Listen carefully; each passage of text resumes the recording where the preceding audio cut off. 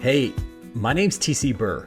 Welcome to Yet, a podcast created to encourage you to get your goal or idea out of your head and into reality. On this podcast, you'll hear stories, encouragements, tips, and ideas to help you write your book, start your business, launch your podcast, or whatever it is you hope to accomplish. Because it's not that you haven't done it, it's just that you haven't done it yet.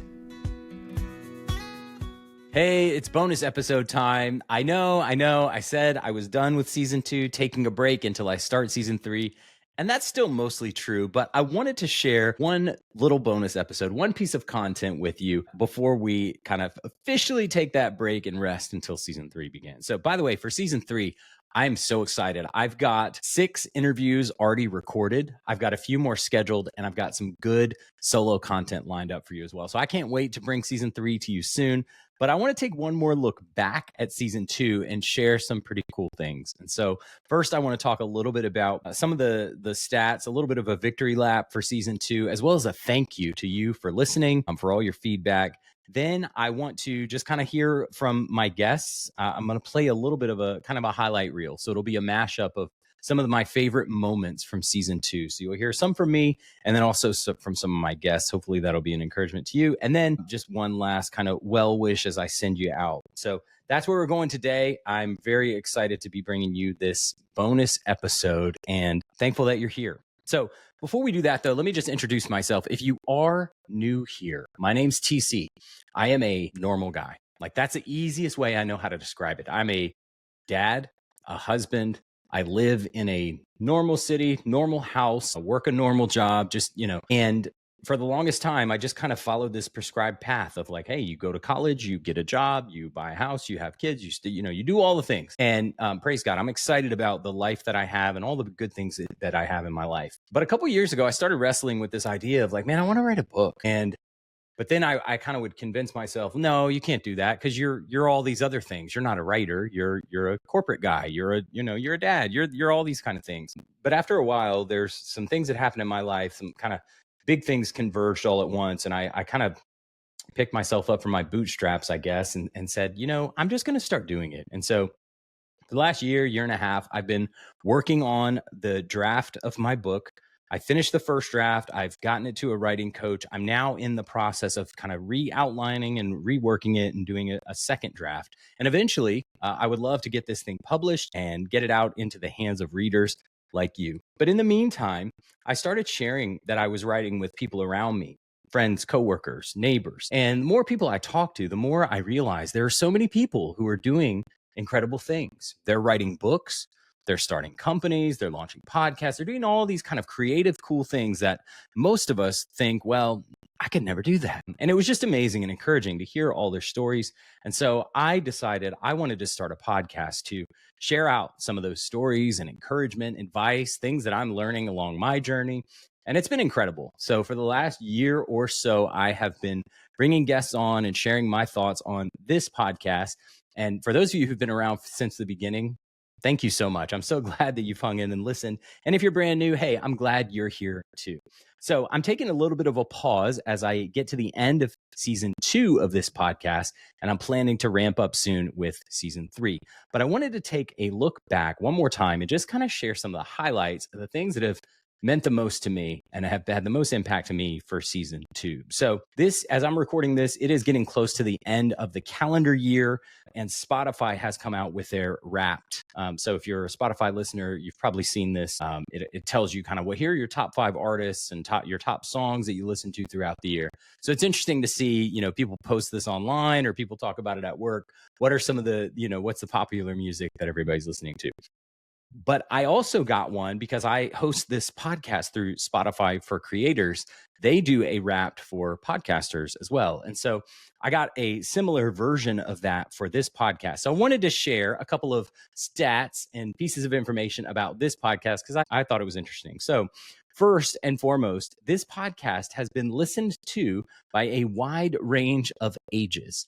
And so they kind of bucket these ages into different buckets. So all the way from the 18 to 24-year-old bucket, all the way up to the 55 plus, and every age group in between have listened to this podcast. And so thank you so much. That's so cool to know that the messages that I send out, the interviews that I'm having on this show are being heard by people of every age, essentially. And to those of you, a special shout out to those of you who are in the 55 plus bucket. That's cool. I know not everybody listens to podcasts, but and I know it's not just my mom who's in that category. Hi, mom. Because it's a high number. Like, I'm surprised how many people in that age group are listening. But far and away, the most popular age bracket for this particular podcast is the 30 to 44-year-olds. Hey, guess what? That's the age bracket I'm in. 45% of my listeners fall into that age bracket, 35 to 44. I don't think there's any surprise with that, really, based on the content of this podcast. I think you get into that age, and for guys especially, maybe that's when you start to feel that, what they call a midlife crisis. You start questioning, like, do I have to just keep doing this job? Could I try something else? So not a surprise to me, but cool to know that people are listening from all ages. The other thing that I thought was really neat about these stats is that the Yet podcast is being listened to in 9 countries all over the world, which to me is pretty humbling to think about. Just me and my microphone and my webcam in my attic is being downloaded and listened to all over the world in 9 different countries. Pretty amazing. I also learned that I am among the top 20% of video podcasts on Spotify. I have no idea how that number is quantified, but that is super cool to hear.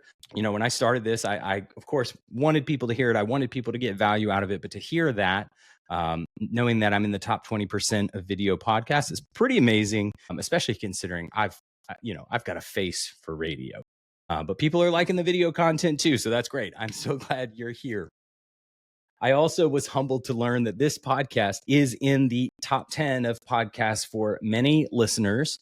It's also in some people's top 5. And a handful of people even have this podcast as the number 1 podcast that they listen to, which to me, you consider all the podcasts that exist out in the world, the fact that people have this as their number 1 show that they listen to is just overwhelming and so humbling. So thank you so much. If that's you, man, you're my number 1 too. Thanks so much for listening.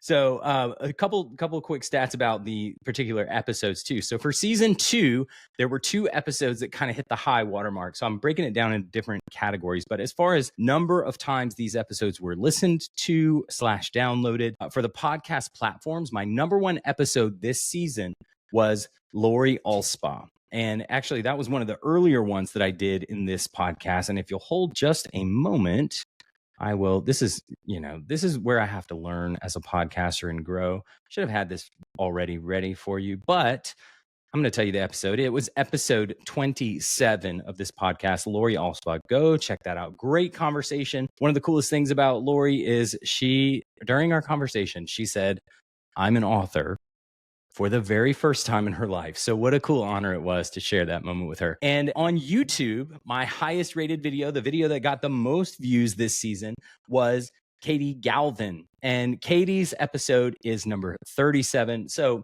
Lori and Katie, I wish that I could tell you that there's some type of prize for being the most listened to episode. There's not, unless you want bragging rights. So like, if you want to rub it into all my other podcast guests, or you want to, give me a hard time that you got more play than my solo episodes, totally fine. But I do think it's cool to know that those are 2 of the top episodes, and 2 great, awesome authors with great stories. So I'd encourage you to go. If you haven't listened to those shows, go listen to those shows. But now I want to play some highlights from season 2. So what you're about to hear is a cut up of some of the different episodes that I recorded this year. I'm going to start off with some of my solo shows and just some of the moments and the thoughts that I shared that I thought were particularly helpful and encouraging.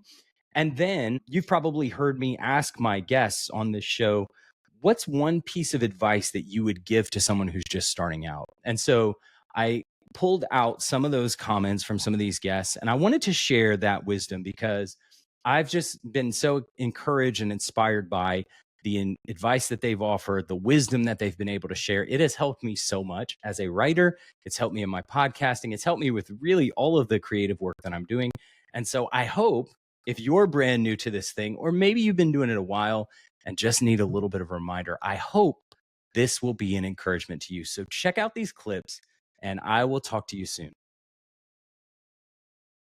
Kindness begets kindness. Encouragement begets encouragement, and positivity begets positivity. So the more positive you are, the more encouraging you are in your life, the more likely you are to be experiencing positive feelings, positive encouragement. It just kind of goes to follow that as your mindset is focused on these positive things, more positive things will happen in your life. Usually, if you're like me, you might have found that when you step away, it's actually then that you start to get a flood of really good ideas that you can use in your writing. So don't feel like taking a break is a failure. Understand that breaks are an essential part of the process. And indeed, breaks are essential to progress. And ultimately, we're all gunning for achievement. We're all gunning for that big vision, trying to hit we're trying to get to the point where we've made it, right? Whatever it is for you. But I want to encourage you, something that I've said before and I'll say again, progress is success. If you are continuing to move forward, maybe slower than you think, maybe less consistent than you think, but if you are continuing to work toward your thing, you are already achieving success. It's just going to be a matter of continuing to do that, giving yourself grace, and continuing to work until you realize your dream. And again, it may look different than you thought initially. If you are a writer or creative or somebody who is trying to work on something big, I know sometimes if you're like me, it can be really frustrating and you can get into the game of comparison and comparing yourself to other people and considering how far you have to go and how many bridges you still have to cross to get to whatever that success metric looks like for you. And I just want to encourage you today to celebrate where you are and recognize how far you've come and just allow yourself the permission to enjoy the moment, to be in the season that you're in, because I'm a firm believer that you are not behind. You're right where you're supposed to be. And if you would just let go of some of the expectations, some of the pressure that you're putting on yourself, and just really allow yourself to enjoy the process, I think you're going to be so much better off. So I want to share something that I wrote that I hope is helpful for you. So here it is. Why do you compare yourself to other people? Why do you spend so much energy lamenting what you've yet to accomplish, where you failed, or how far behind you think you are? Have you ever considered that maybe you're right on schedule? Maybe you're right where you're supposed to be. This season, this moment that you're in, what if you're just meant to persevere in it, to learn and grow from it? Dare I say, enjoy it. Don't let yourself get bogged down with the comparison, vanity metrics, or a runway that's longer than you anticipated. Breathe deeply. Enjoy the moment. Give yourself grace and feel the freedom to create, to write, to work without the weight of expectation, yours or someone else's. I'm cheering for you. You've got this. Be kind to yourself. So, writer, entrepreneur, podcaster, creator who hears this, I hope you hear, if nothing else, I hope you hear this. Sometimes there will be challenges, but if you're doing something you love, in the end, it's going to be worth it because you're going to have a lot more fun. You'll be less likely to burn out, and you may see wonderful results that you could have never expected. My first draft of my novel, I had a time-bound word count that I wanted to hit. And I wanted to hit, I think it was like 60,000 words by the end of the year. And I had like 4 months to do it or whatever. And I ended up writing like 55,000 words. So I could have interpreted that as, oh no, I didn't hit my goal. I'm never going to make it. I might as well just give up now. But what I chose to do instead was say, hey, I'm 55,000 words further along than I would have been if I set that goal in the first place. And so even though technically I failed on my goal in that scenario, it still counted as a major win. It counted as a learning opportunity, a growth opportunity for me. I got so much better at writing through that process. And I realized that, hey, maybe I should have recalibrated. Maybe I didn't factor in the fact that I would be traveling for the holidays and wouldn't have as much time to write or whatever, right?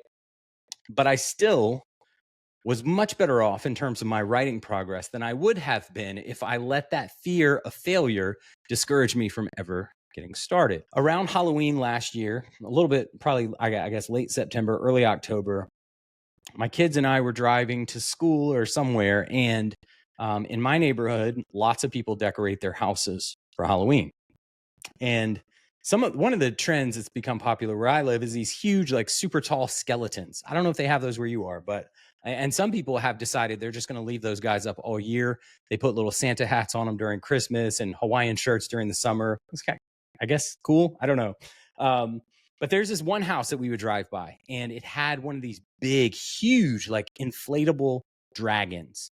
It was like this black, like, I mean, just very imposing looking, looked like a fire breathing dragon, right? Kind of thing. And it had these illuminated red eyes, like super scary looking thing. And my 5-year-old son would not let me drive by that house. Like he knew where it was. And so he see us start going that route. He said, Dad, take a different road, take a different route. Please don't go that way. That big scary guy, I don't want to go near him. And he was afraid, like legitimately scared of this thing. And I remember there was a day we started going out and we were wherever we were going on that particular day, we had to take that route, had to go by that house. And I was prepared to say, hey, buddy, listen, we're going to go. You can look the other way. It's going to be fine, just whatever. But I didn't have to do it because we started driving. And I think something clicked with him. He realized as we were driving, before we got there, he said, hey, Dad, you know that big scary thing? And I said, yeah, buddy. I'm getting ready to tell him, like, it's okay. Don't worry. And he says, hey, that's just a blow up. And I kind of laughed. I said, what do you mean? He's like, it's not real. It's just a blow up. Like it's fake. And his whole perspective changed. Once he realized that the thing he had been so afraid of, the thing that he had been literally terrified to get anywhere near was all in his head, it had no substance whatsoever. And so from then on, he was mocking that thing. We would drive by it and he would point and laugh and say, hey, brother or sister, this thing is fake. It's not. Like he knew that it was just full of hot air. There was no substance in his fear and it couldn't do anything to hurt him. Guys, I think that's true with our fears too. I think that we're afraid of so many things that we imagine in our heads, but if you really sit back and examine it, there's only benefit to going for your goal. Whether you succeed, or surpass your wildest expectations or not, you're still going to have the value of knowing you did it. You're still going to go through the experience. You're still going to learn. You're still going to grow. Even if you don't hit the metrics that you had hoped to, it's still going to be a positive thing. So don't let the fear of failure stop you from writing your book. The world needs more great stories. And I believe that you have a story to tell. Imagine you're in a conversation with someone who's just starting out. Maybe they're starting to get discouraged, or maybe they're like me, a person who had the idea and the dream for years and years, but have not started on their thing yet. What is the best advice that you would give to the listener out there who is in that situation? What would you tell that person who's just starting? So I've heard people say this many times, and I've listened to some of Chandler Bolt's podcasts, and I've heard him say this several times. How do you eat an elephant? One bite at a time. So when the whole thing looks so huge, just take one step. Just do one thing, whatever that is. And so I just think that letting the fear stop us from taking the first step is the biggest probably mistake or hindrance to getting to the end goal. I would just take one step, just one, and then just take another. That's awesome. And then just take another. Yeah. Every epic journey starts with one step, and then you take the next and the next. And then before you know it, that's why I loved your illustration about beginning with the end, because you never get to the end if you don't take that first step. That's awesome. And when you start getting to that point where you're thinking 10 steps ahead, literally stop yourself and back up 9 steps and go, what's the first step? No matter how big you are, I think imposter syndrome is a thing that kind of hits everybody. And in my experience, no matter how small the book is, there's somebody out there who loved that book. And hopefully they found it and it meant a lot to them. But there's an audience and a reader for any type of book that you care to mention. And that's something that people really need to keep in mind. And I try to keep that in mind when I'm kind of struggling a little bit, like, oh, I didn't sell enough books this week, blah, blah, blah, blah. But, the right audience will find your book eventually. I think one of the biggest things is, and it gets talked about a lot, but it's like it's all about silencing that inner critic. I think that's been one of the big things, and learning, like we've already kind of talked about, but like learning that writing is a process and that revision is a big part of writing. And I think when I was first starting out, it was like everything has to be perfect. Every word needs to be perfect. If it's not perfect, I need to stop and I need to fix it right now, and that just leads to a very, at least for me, destructive place, where it's like, then I second guess everything and then I just stop and I just shut down. Yeah. Right. And that's not really good for creativity and imagination and all of that stuff. And so I think it's like the first thing is like, and the inner critic is always the thing that took me a long time to realize, is that voice in the back of my head that says, well, like, this isn't good enough to be published, or people aren't going to like this, or something. It's always the external thing that I want that's putting that pressure on there, right? Like it's not good enough for other people to read. It's not good enough to be published. It's not good enough to get an agent or whatever, right?